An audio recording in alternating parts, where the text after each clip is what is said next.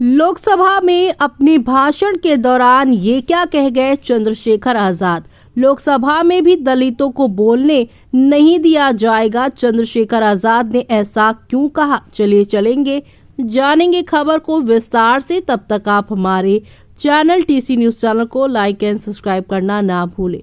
लोकसभा में बीते शनिवार को संविधान के गौरवशाली 75 सालों की यहां पर यात्रा पर चर्चा के दौरान उत्तर प्रदेश के नगीना से सांसद और आजाद समाज पार्टी के अध्यक्ष चंद्रशेखर आजाद का अलग ही अंदाज देखने को मिला।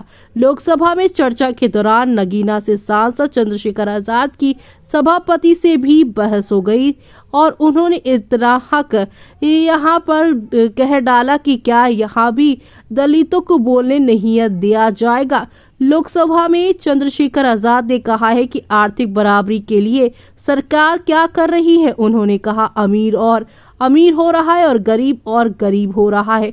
सुबह उठते ही कहीं बम की धमकी मिलती है तो कहीं पर दंगे के ये अमृत काल है या फिर धमकी काल है। इसी बीच जब सभापति ने उनको समय का हवाला दिया तो चंद्रशेखर आजाद ने कहा है कि क्या दलितों को अब यहाँ भी बोलने नहीं दिया जाएगा, ये भेदभाव नहीं चलेगा। उन्होंने कहा है कि क्या दलितों को सबसे बाद में बोलने का मौका मिलेगा। सर जीत कर आया हूं। जब सभापति ने उनसे कहा है कि सभी दलीय स्वतंत्र सांसदों को 4 मिनट का समय दिया गया है, इस पर नगीना सांसद चंद्रशेखर आजाद नाराज हो गए और उन्होंने इस दौरान सख्त लहजे में कहा है कि मैं अपनी पार्टी के मेंबर हूं सर और जीत कर आया हूं, किसी भी दया पर नहीं आया। इसके बाद सभापति ने उनको 1 मिनट में अपनी बात पूरी करने के लिए कहा है।